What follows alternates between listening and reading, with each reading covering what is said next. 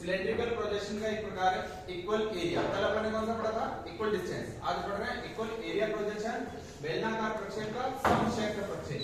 इसमें क्षेत्रफल समान आए, दूरी कम ज्यादा हो सकती है। कल वाले में दूरी समान थी, आज वाले में क्षेत्रफल समान है। तो लैम्बर्ट नाम के आदमी है, उसने इस प्रोजेक्शन को बनाया। कभी कभी इसको बोलते हैं बेलनाकार लैम्बर्ट प्रक्षेप भी बोला जाता है। लैम्बर्ट बेलनाकार प्रक्षेप, तो लैम्बर्ट ने बनाया इसे लैम्बर्ट बोल सकते हैं। जैसे मर्केटर ने बनाया इसे उसको मर्केटर प्रोजेक्शन भी बोला जाता है। आगे आने वाले में मर्केटर प्रोजेक्शन क्या आएगा। तो अपन को क्या चाहिए इसमें? एक फर्स्ट चाहिए आरएफ, एक बेलनाकार समदुरस्थ प्रक्षेप बनाइए जिसका आरएफ ये है और इंटरवल, दो चीजें दी होगी। एक तो क्या होगा RF, for example upon RF लेते हैं 1:200 के बाद में 6 लगा 20 को 1:200 के बाद में 6। दूसरा आएगा इसमें इंटरवल। इंटरवल लिख लेते हैं अपन 15 डिग्री, जिसके कारण अपन को वर्ल्ड का मैप उसके ऊपर बनाना आसान होगा। इसलिए 15 डिग्री इंटरवल के मैप आसानी से अपने पास में मिल भी जाते हैं, तो 15 डिग्री इंटरवल के मैप के ऊपर बनाते हैं। तो सबसे पहले अपन को आर काउंट करना। पहला काम क्या है? जितने भी सिलेंड्रिकल प्रोजेक्शन है उसमें इक्वेटर की लेंथ काउंट करनी पड़ेगी। पर इक्वेटर की लेंथ के लिए अपन को 2πr करना पड़ेगा, और 2πr के लिए अपन को क्या चाहिए? r की वैल्यू चाहिए। तो सबसे पहले r इक्वल टू क्या है?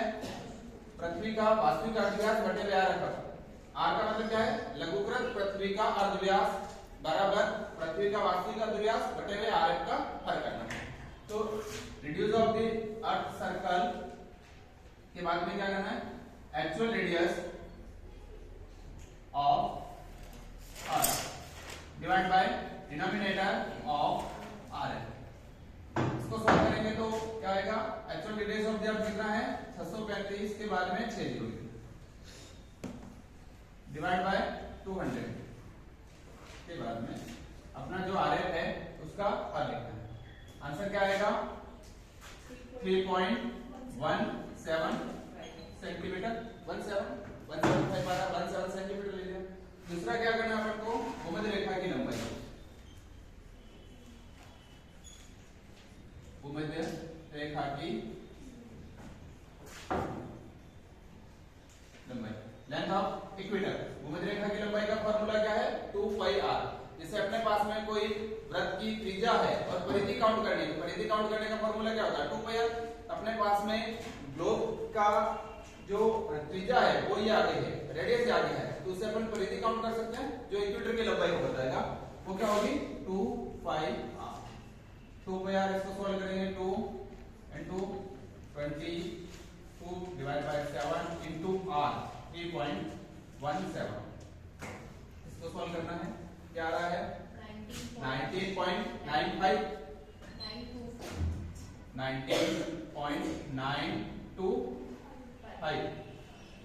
सेंटीमीटर। थर्ड, इसमें काउंट करना है अपने पास में जो लेटीट्यूड है उसके ऊपर जितने भी लॉन्गिट्यूड बनाएंगे, अक्षांश के ऊपर जो भी देशांतर बनाएंगे, देशांतरों के बीच की डिस्टेंस कितनी है, दूरी कितनी है, वो काउंट करनी है। संलग्न देशांतरों के बीच की दूरी, डिस्टेंस ऑफ टू पैरेलल, ठीक है, दो parallel longitude, distance two parallel longitude, वो क्या होगा? 2πr। फॉर्मूला क्या है? 2πr into interval divide by 360, 360। Solve करेंगे क्या आएगा?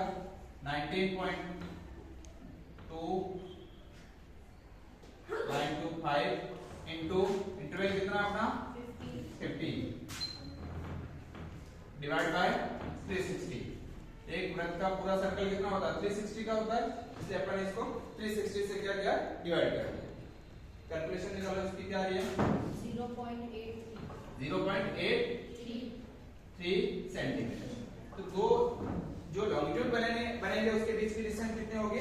0.83 सेंटीमीटर, 1 सेंटीमीटर से भी कम। 8 mm और 9 mm के बीच में 8.5 mm के समथिंग आएगी। अब अपन को क्या करना है कि जो शीट के ऊपर प्रोजेक्शन बनाना है उसके लिए अपन को एक सीधी लाइन लेनी है। वो लाइन की लंबाई कितनी होगी? 19.92, ठीक है, 19.92 लाइन की लंबाई लेनी है।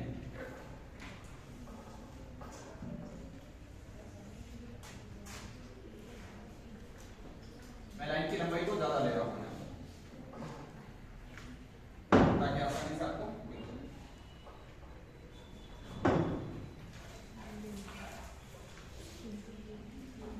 ये लाइन की लंबाई कितनी है 19.92 सेंटीमीटर अपन ने लंबाई ली। लंबाई लेने के बाद में इस लंबाई को और आगे बढ़ाना इस साइड में और आगे बढ़ाना है। और वो कितना बढ़ाना है जितना अपना आर है, जितनी अपनी आर है उतनी और आगे बढ़ानी है। आर कितना है 3.17, तो 3.17 इस लंबाई को इधर लाना है और आगे 3.17 सेंटीमीटर। फॉर एग्जांपल यहाँ पे आ रहा है 3.17 और ये लंबाई ये है 3.17 सेंटीमीटर और ये यहाँ से ये लंबाई कितनी है 19.92 सेंटीमीटर है। ये ध्यान रखना, यहाँ पर ये लंबाई 19.92 है। अपन एक सीधी लाइन खींची, उसके ऊपर 3.17 की लंबाई ये ले ली, उसके बाद में 19.92 सेंटीमीटर की लंबाई ये ले ली। ठीक है, अब प्रकार लेना है और प्रकार को कितना बोलना है इसके बराबर 3.17 के बराबर प्रकार को बोलना है। 3.17 बराबर प्रकार बोला, ये वाला पॉइंट है अपन इसको O मान रहे हैं। ठीक है, इसको A लिख लेते हैं और इसको B।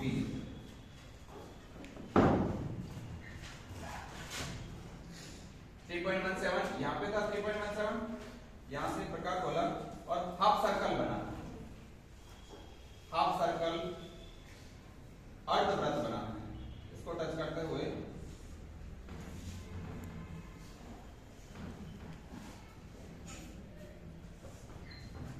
ये बन गया अपना हाफ सर्कल।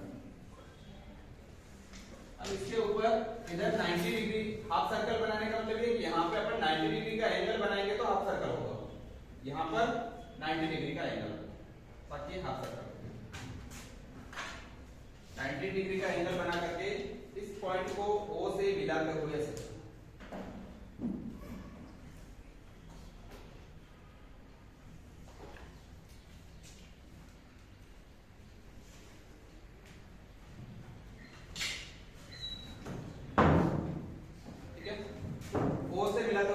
पास में ऊपर भी 90 डिग्री हो गया, नीचे भी 90 डिग्री हो गया।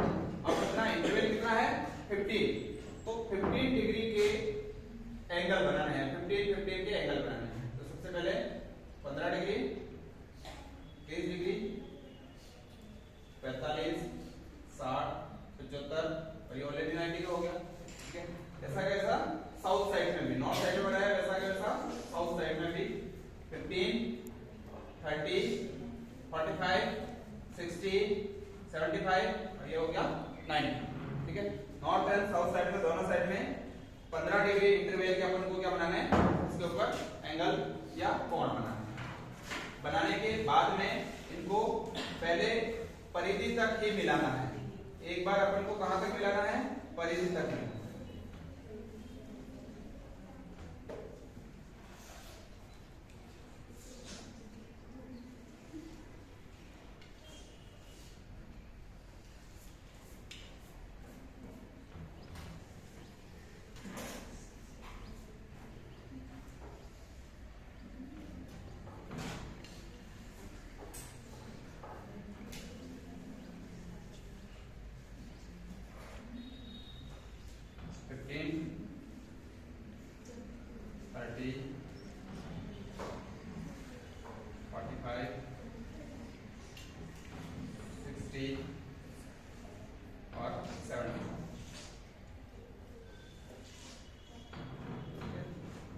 ये हो गया अपना, ये हो गया 15 डिग्री, 0 डिग्री था ये, 0 के बाद 15 degree, 30 degree, 45 degree, 60 degree, 75 degree और 90 डिग्री या एन नॉर्थ पोल हो गया। ये हो गया ऐसे ही साउथ पोल हो गया। 15 डिग्री, 30, 45, 60, 75 और 90 डिग्री की एंगल बन गई। अब अपन को यहाँ पर ये जो 0 डिग्री है यहाँ पर अपन को एक लंब डालना है, परपेंडिकुलर लंब, वो इस लाइन के पैरेलल होना चाहिए। ये वाला लाइन है जो 90 to 90 north and south pole को मिला रही है, उस लाइन के पैरेलल होना चाहिए। परिधि को टच करते हैं।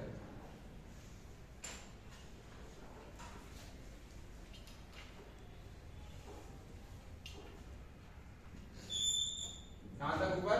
इस लाइन के बराबर, इधर इस लाइन के बराबर, इधर 90 डिग्री के बराबर। अब जो इस तरह से यहाँ पर एक अपन ने लंब डाला है, 90 डिग्री ऊपर गया, 90 डिग्री नीचे गया है, उसी तरह का लंब इधर भी डालना है।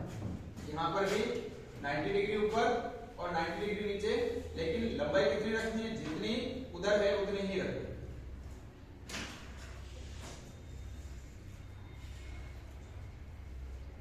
अगर एक्स्ट्रा रखोगे तो मिटा देनी है वापस, बाद में पेंसिल से बना ले तब एक्स्ट्रा रख सकते हैं, और बाद में क्या करेंगे उसको अपन हटा देंगे जो एक्स्ट्रा लगा। अब अपन को ये वाली लाइन है, इक्वेटर लाइन है, ये इसको क्या बोला अपन? 0 डिग्री या इक्वेटर लाइन। 0 डिग्री है ये या इक्वेटर लाइन है। इससे ऊपर की तरफ इस लाइन के पैरेलल यहाँ पर अपन को लंब डाल लेंगे। ये लाइन है, इस लाइन के पैरेलल, पैरेलल मतलब कि ऐसे यहाँ पर जहां पर परिधि के टच कर रहा है वहां पर अपन को इस तरह से इसको मिला। इस लाइन के पैरेलल होना चाहिए। ये स्केल है तो लाइन के पैरेलल रहना चाहिए। 30 डिग्री पर ऐसे लंब डालना, 45 पर भी ऐसे, 60 पर भी ऐसे लंब डालना है, लाइन के पैरेलल रखना।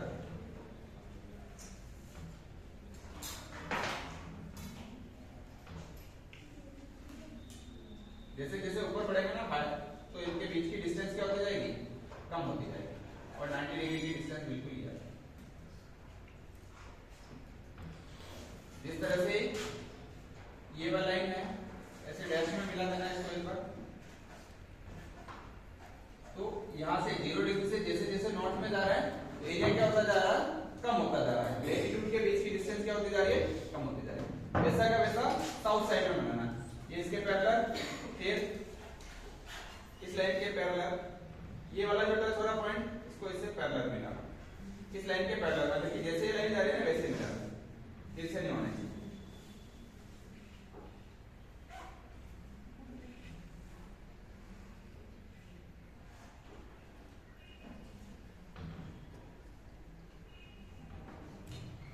अब अपन को स्केल से ये हो गया अपने सारे लैटिट्यूड लाइनें, इनको मिलाने हैं। लैटिट्यूड लाइनें कौन सी होगी? ये वाली लाइन है, 15 डिग्री, 30, 45, 60, 75, 90 डिग्री की लाइन हो गई। इसके अलावा जो एक्स्ट्रा ऊपर वाला लाइन है उसको खत्म कर देंगे, हटा देंगे। तो 15 डिग्री, अब ये की डिस्टेंस इधर से आएगी 15 डिग्री पर, ठीक है। इस लाइन को ऐसा कैसा इधर भी बनाएंगे तो 15 डिग्री। अब क्या करो, इसको जो डिस्टेंस इधर आई है इसी डिस्टेंस को मेजर करके इधर भी ले लो, ताकि क्या होगा अपनी लाइनें पैरेलल बनेगी। उसके लिए आप क्या करो, ये डिस्टेंस है, इतनी डिस्टेंस इधर भी होगी, जितनी नॉर्थ साइड में उतनी साउथ साइड में होगी। तो यहाँ पर और इधर भी ऐसे पैरेलल डिस्टेंस, ये 15 डिग्री को रिप्रेजेंट करेगा। फिर ये डिस्टेंस यहाँ से 30 डिग्री की ये है, इधर जितनी नॉर्थ साइड में उतनी साउथ साइड में होगी। अगर ऐसे भी रखोगे तो साउथ साइड में बराबर आएगी दोनों साइड में डिस्टेंस। तो ऐसे रख करके 15 के बाद में 30 का,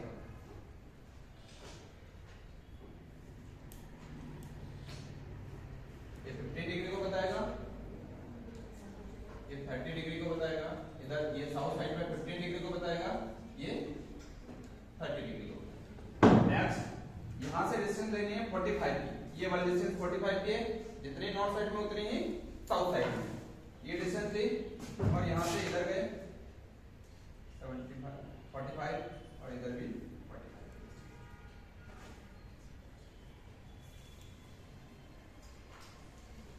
नेक्स्ट 45 के बाद में 60 की डिस्टेंस लेंगे, यहां से ये वाली डिस्टेंस 60 की डिस्टेंस, यहां से 60 डिग्री पर जहां पर मिल रहा था 60 वाली, ये वाली 60 डिग्री पे यहाँ पे मिल रहा है, ये 60 की डिस्टेंस है, ये वाली 60 डिग्री पर परिधि पे जहां टच हो रहा है वो डिस्टेंस ली, उतनी डिस्टेंस दोनों साइड में बराबर ये डिस्टेंस। तो इधर ऊपर गए ये डिस्टेंस और इधर नीचे भी साइड में ये डिस्टेंस,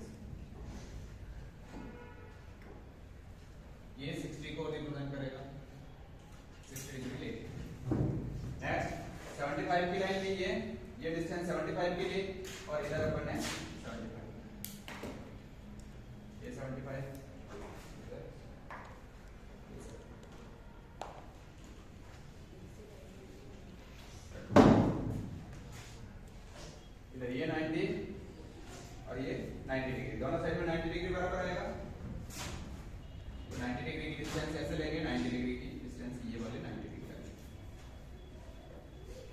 90 डिग्री नॉर्थ बता रहा है और ये 90 डिग्री साउथ को देख रहा है।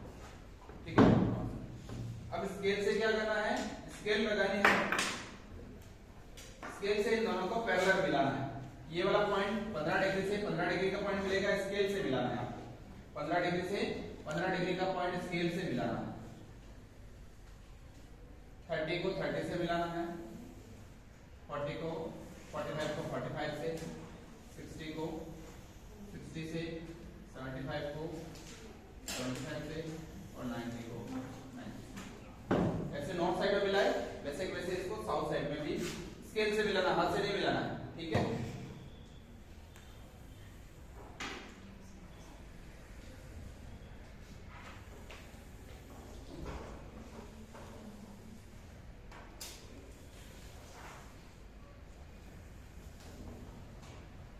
ये बन गए लेटीट्यूड, अपने लिए लेटीट्यूड लाइनें बन गई।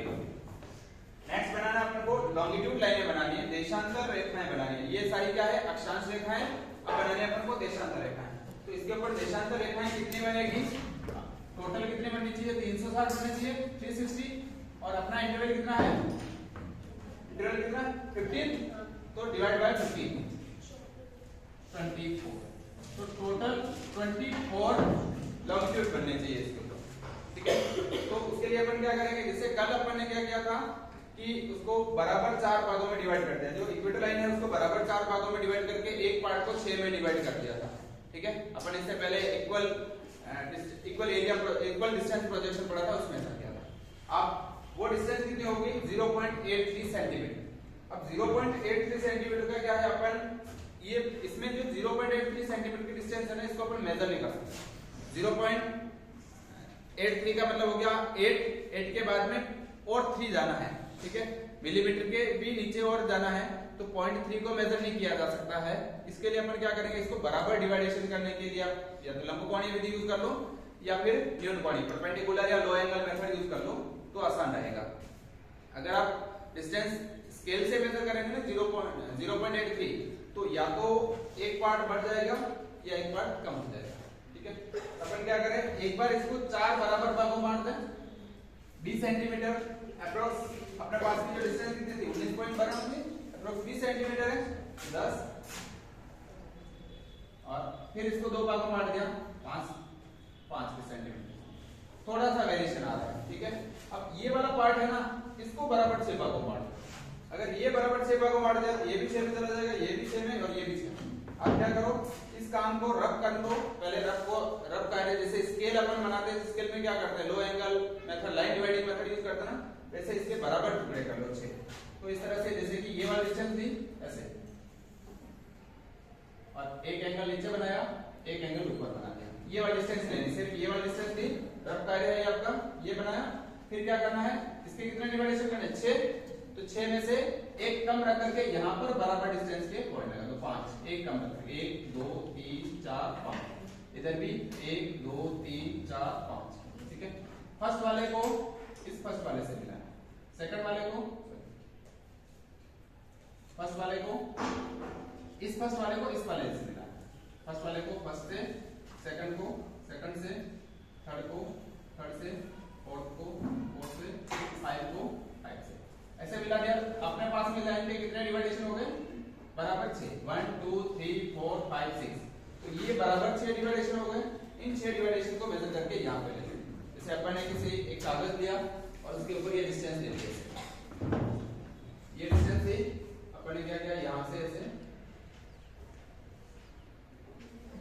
ये डिस्टेंस ली और इसको इसके ऊपर बना दिया, 1 2 3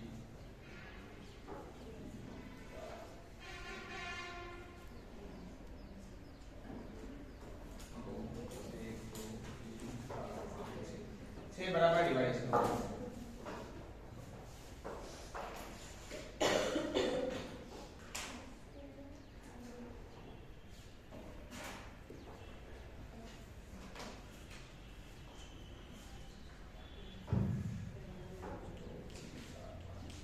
ऐसे ये सेट, ये वाला पार्ट है वापस यहाँ पे भी आ जाएगा, ये डिस्टेंस बराबर है सबकी, यहाँ पर भी आ गया, यहाँ पर भी इसके 6 बराबर डिवाइडेशन। ऐसे कैसे 6 डिवाइडेशन इसके ऊपर भी ले लो,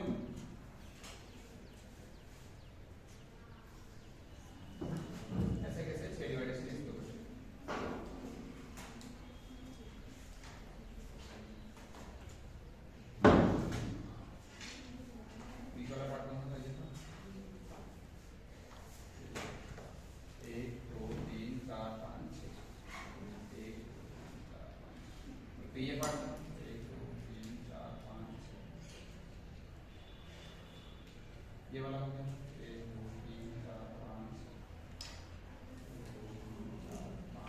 6 से बराबर डिवाइडेशन करेंगे, ठीक है। अलग अलग अपन ऐसे डिवाइडेशन करेंगे तो ज्यादा आसान होगा। बाकी 0.03 दो देशांतरों के बीच की डिस्टेंस है, 0.03 अपन मेजर नहीं कर पाते हैं। अगर आप मेजर कर पाते हैं तो 0.03 मेजर करके डाल सकते हैं। अब स्केल से क्या करना है, इन लाइनों को पैरेलल मिलाना है। इन लाइनों को इस लाइन के पैरेलल, अगर इस लाइन का अपन नाम रख देते हैं x और इसका नाम रख दिया y, या फिर इसका नाम n और s रख दिया, तो इस लाइन के पैरेलल ये लाइन आएंगी सारी। स्केल रखना और पैरेलल लाइन।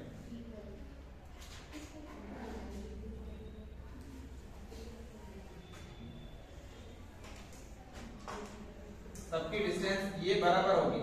इनमें इसकी पहचान यही है कि जो लॉन्गिट्यूड है उनके बीच की डिस्टेंस सब में बराबर रहती है, और लेटिट्यूड में डिस्टेंस में इक्वेटर से पोलर साइड में जाता है तो डिस्टेंस क्या होती जाती है, कम होती है। ये 0 डिग्री हो गया, ये हो